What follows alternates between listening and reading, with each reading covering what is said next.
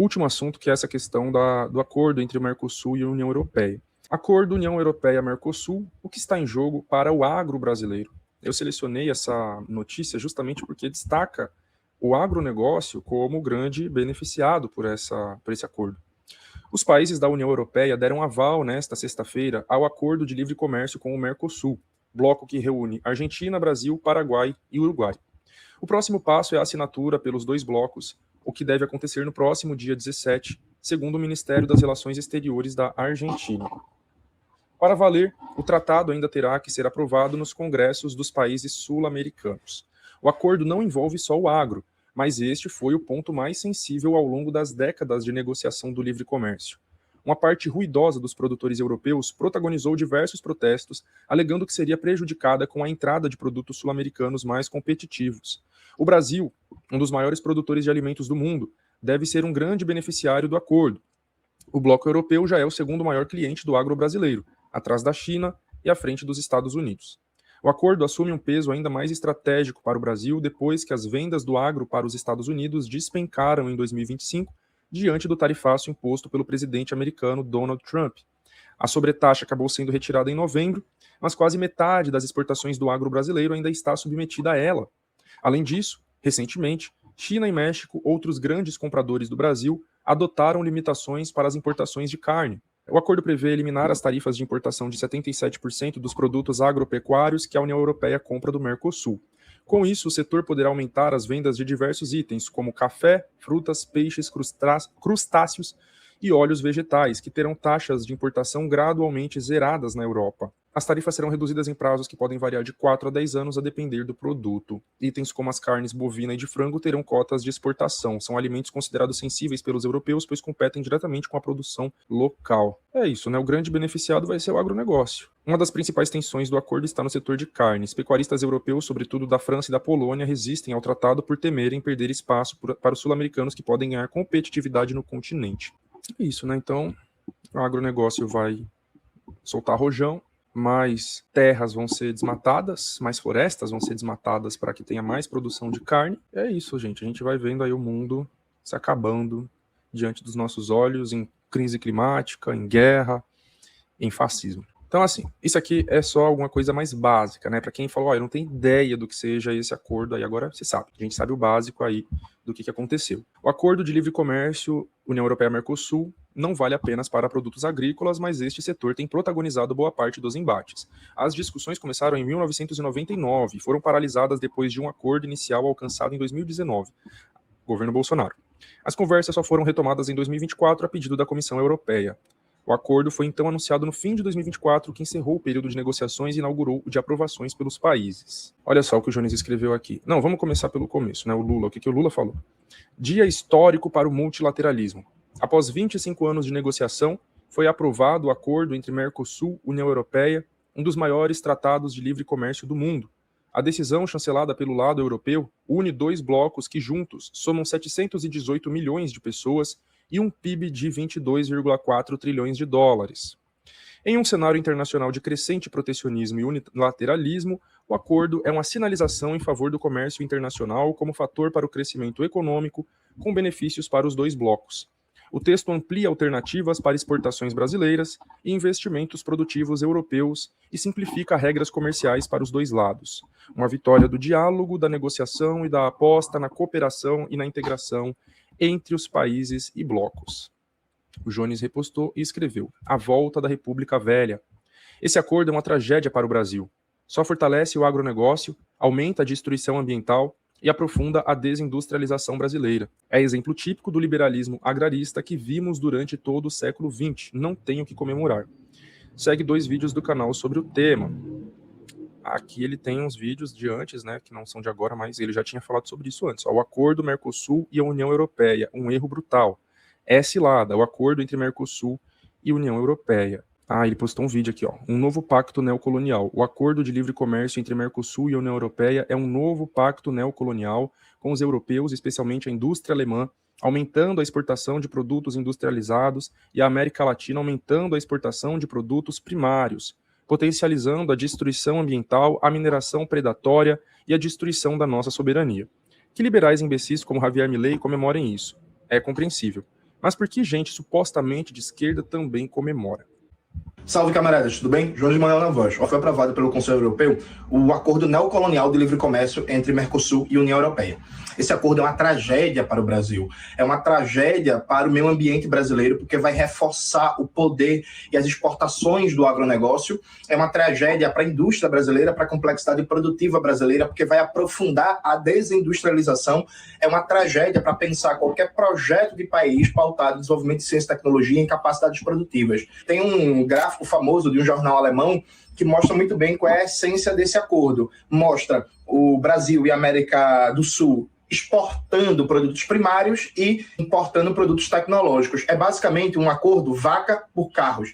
A gente aumenta as exportações de commodities e aumenta as importações de produtos industrializados, tecnológicos. Quem é que vai ganhar com isso? Vai ganhar com isso a indústria alemã e vai ganhar com isso o agronegócio brasileiro. Nós, da esquerda brasileira, lutamos por décadas contra esses acordos de livre comércio de caráter neocolonial. A esquerda brasileira fez uma firme campanha contra a aprovação da ALCA, a Área de Livre Comércio das Américas. Aí tem gente dizendo, não, mas esse acordo Mercosul-União Europeia demorou anos parado e saiu agora. Gente, demorou anos parado justamente porque boa parte do que se entende como esquerda no Brasil era contra. O PT era contra, o PCdoB era contra, no governo Lula 1 e 2.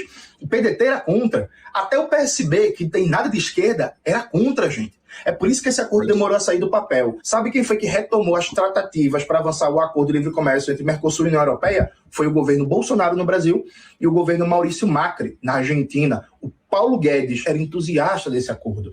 É uma vergonha. É inaceitável que tenha gente de esquerda defendendo um acordo de livre comércio de caráter neocolonial em que o Mercosul abre seu mercado para a poderosa indústria alemã e, em troca, reforça o caráter primário exportador da economia brasileira e dos demais países sul-americanos. É um nível de despolitização assustadora. Isso é uma tragédia para o Brasil, isso reforça o caráter primário exportador da nossa economia, é um revival do espírito da República Velha e, claro, ampliando o poder do agronegócio, isso amplia também o poder político, né? Poder econômico vira poder político. Depois, a gente se pergunta por que tem 400 imbecis da bancada do agro no Congresso Nacional. São por políticas como essa. Agora, dia 15, sai um vídeo completo no canal mostrando como esse acordo é uma tragédia para o Brasil e resgatando as posições históricas. Mostrando que, historicamente, Lula, o PT, o PCdoB, o PDT, o PSB e tudo que se chama de esquerda no Brasil era contra esse acordo. A questão é, por que eles mudaram de posição agora? Estão rendidos ao poder do agronegócio?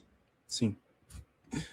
É isso, vai sair então o vídeo dia 15 dele, vamos aguardar para entender melhor toda essa situação. Vamos ver aqui um vídeo que o Glauber Braga postou, o deputado federal no momento suspenso, Glauber Braga, do pessoal do Rio de Janeiro.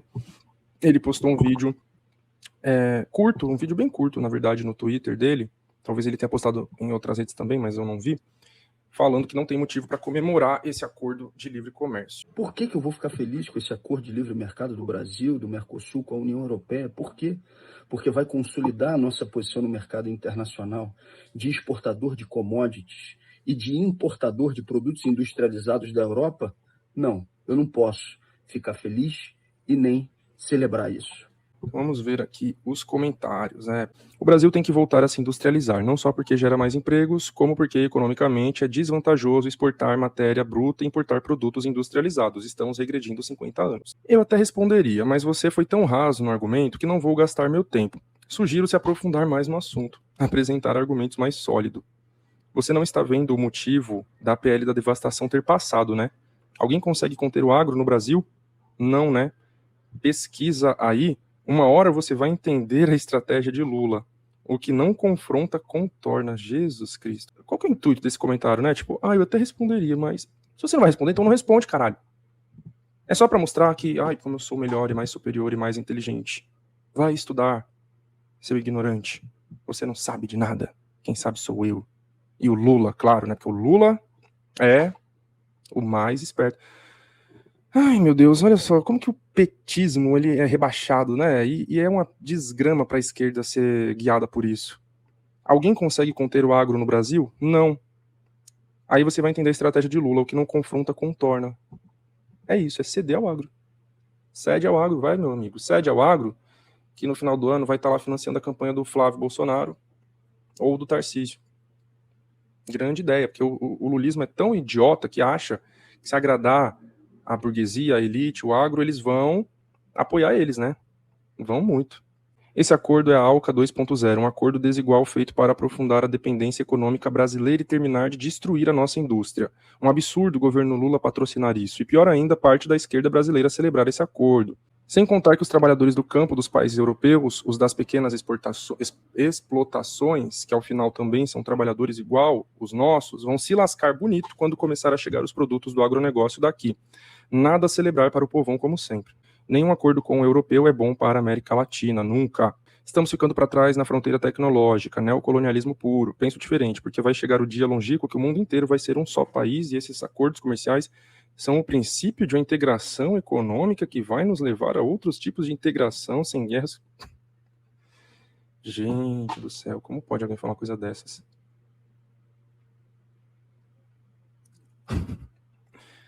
Ai, viu? Deixa eu ver as respostas. Como eu escutava isso lá pelos idos dos anos 90. Essa era uma das promessas do recém-mundo globalizado. Mas é somente propaganda e ideologia.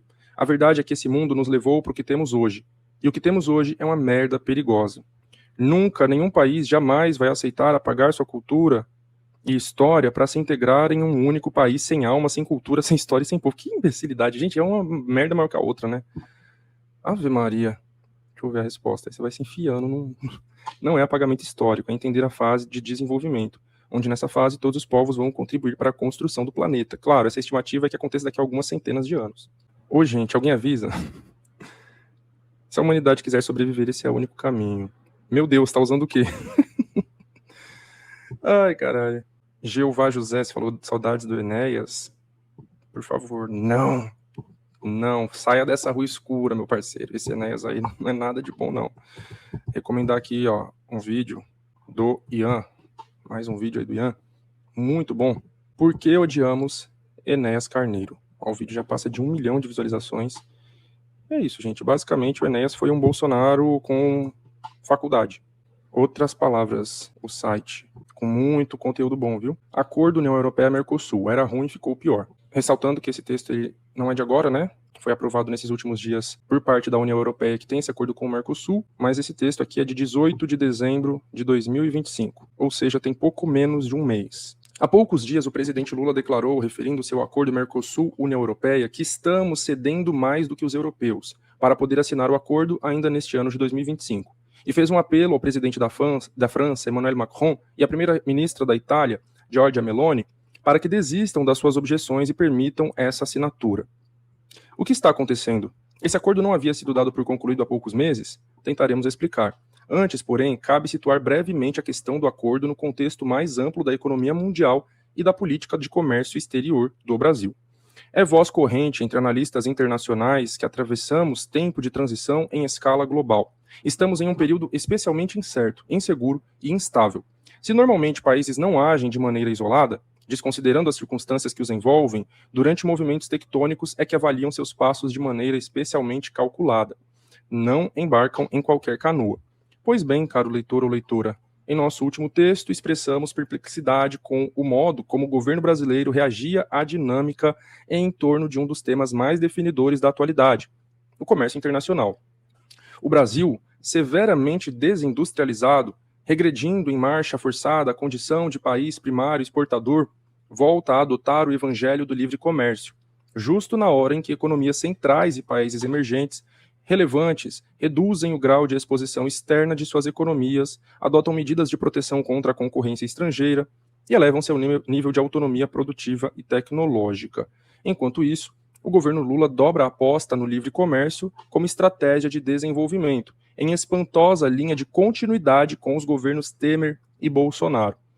Nesse sentido, o acordo de livre comércio entre Mercosul e União Europeia é emblemático e sintomático. Simboliza a estratégia de inserção comercial do governo Lula e revela o pendor liberalizante de sua política econômica externa, com um agravante: o que era ruim ficou ainda pior.